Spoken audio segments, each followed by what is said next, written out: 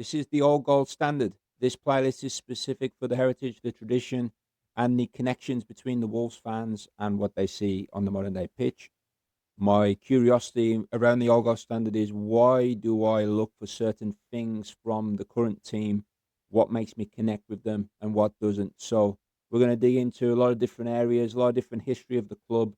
So stick with me, leave your comments, subscribe, like, make sure you get involved so we can build a full picture of what the Wolves fans are looking for, what we identify with, what's going to get us off our seats, and what's going to get that connection back with the players on the pitch and hopefully propel us forward for future success. Thanks for watching. This is Molineux. This is Molineux, our sacred ground. Welcome back. Thanks for watching. Hopefully you've subscribed, liked, and commented by now, just to help us share and get this off the ground and running. This is the old gold standard. I apologise if I've stolen that from somewhere. It would have been subconscious, not on purpose. The idea behind the old gold standard is for me to look back at why I connect with the club and its team on the pitch, and any links to why that may happen through the generations and through the players of the past and what we see on the current pitch. So the very first memory for me, what I always try and think about when I think about a Wolves team that I want to watch, it relates around width. It relates around not necessarily full-blooded attacking play, but getting it wide, getting at players, getting balls into the box. And I think, and again, this is I really need your involvement here in terms of the comments that you make and what you see and what you feel. Do you feel the same way as me that that's what is going to help me get connected to the club? And then I go back and I look, and I do have to look at my notes for this. As I said, I don't have it fully committed to memory. Is the olden days of Major Frank Buckley, Stan Cullis. It was quite a big part of the club's tradition.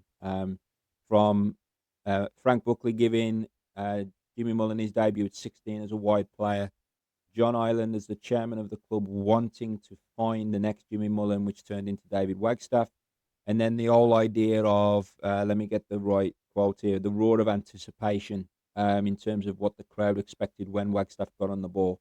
And then I think we've seen that in a variety of different ways in the modern day with players like Jota, Neto, Adama Traoré, even Matt Doherty and Johnny in the wing-back roles. So although they're not orthodox wingers, we still had that principle of width and getting forward and attacking from those areas. I think back to some of the days I really enjoyed going to the games with Jarvis and Kightly.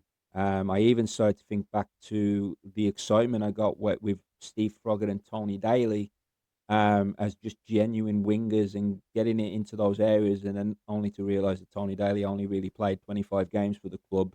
And I look back and there's quotes from Steve Froggatt saying that he never really felt like he ever played with him, and that was kind of that combination that was going to build. So I think the club has always been associated with that. My first memories of the club back late 80s, early 90s would be with Robbie Dennison on the left, Andy Much, Steve Ball, and those combinations. I will be honest, I had to double check to see who the right winger was at the time, and I think he goes back to Nigel Vaughan and players of that ilk. So I think it's ingrained in the Wolves' heritage and tradition that we as supporters love to see those types of players. I'm thinking in the current climate, the game against Doncaster the other night, the game was somewhat passive, somewhat slow in attacking areas, but then Phil Lopez gets on the pitch and starts to turn and look to play forward. Matheus Mane looks to get on the ball as much as he has his some drawbacks in there, but he looks to get at players and he gets people off their seats. Rodrigo Gomez lacking a little bit of quality, but still lots of energy, looking to get at players. So I think it's either an idea of this principle of width and getting the ball forward and getting at players that gets us off the seat, which ties back to that roar of anticipation from the Wagstaffe days, which was based around John Ireland trying to find the next Jimmy Mullen. And then you go into those days under Graham Turner, Robbie Dennison. Then you go into the days of Froggatt and Daly potentially, into the days of Jarvis and Kightly and Sacco and Dicko and then on and on and on. For me, Wolves and the Wide Men is a key part of how I connect to the team on the pitch and what I want to see. I don't necessarily believe that we have to play this necessarily high press game with the players that we currently have, but I want to see the ball getting wide. I want to see us getting at teams, and I want to see us getting balls into the box maybe earlier or driving at players. And I'm willing to accept players are going to lose the ball. I think that's why Adama Traoré was much loved, yet kind of looked at as, can you, deliver better quality in the cross in the final product?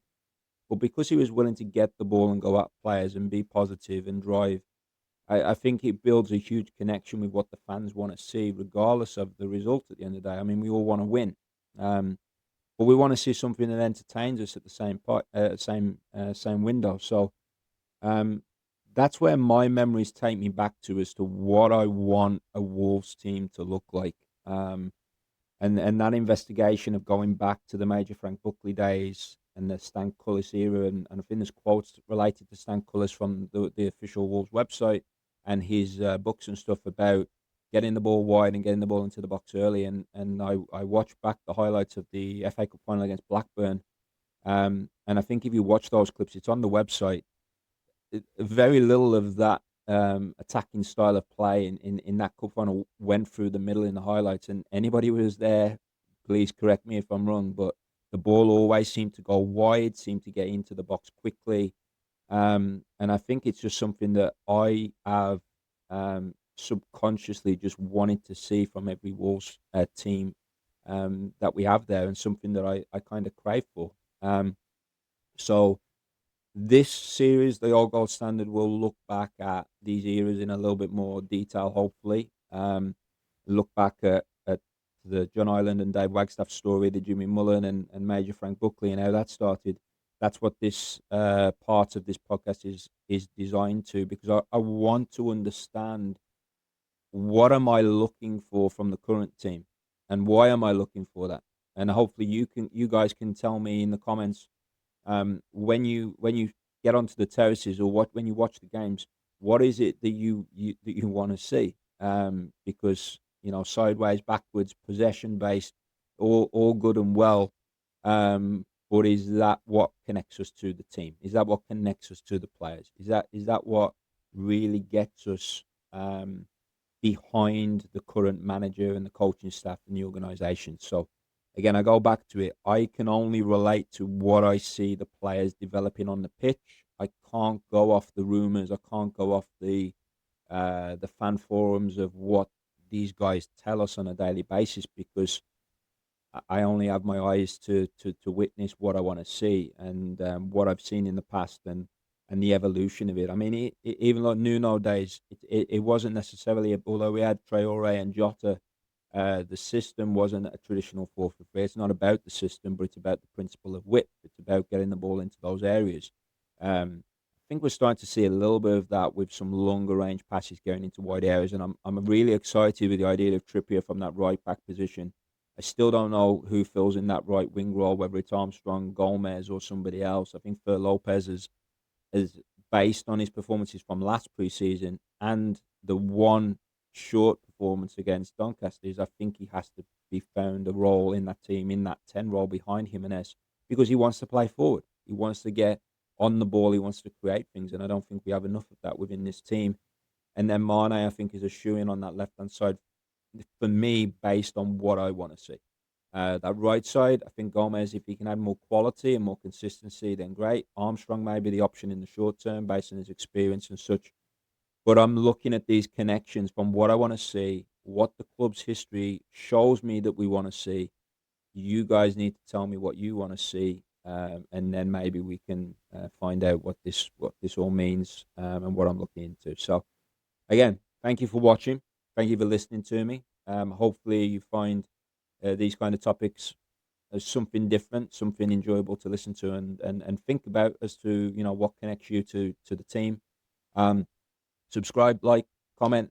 Please help me share. I'm so excited that within the first day, I had plenty of comments of support and people already starting to share their experiences with the club, which is what this is about. So continue to do that. Thank you to all of the other fan zones that go again to the games and share those game day reactions. I love listening to the fans' reactions to what they're seeing, and look forward to sharing with you the next episode. And yeah, we'll take it from there. So thank you for watching, and we'll speak again soon. See you in the next episode.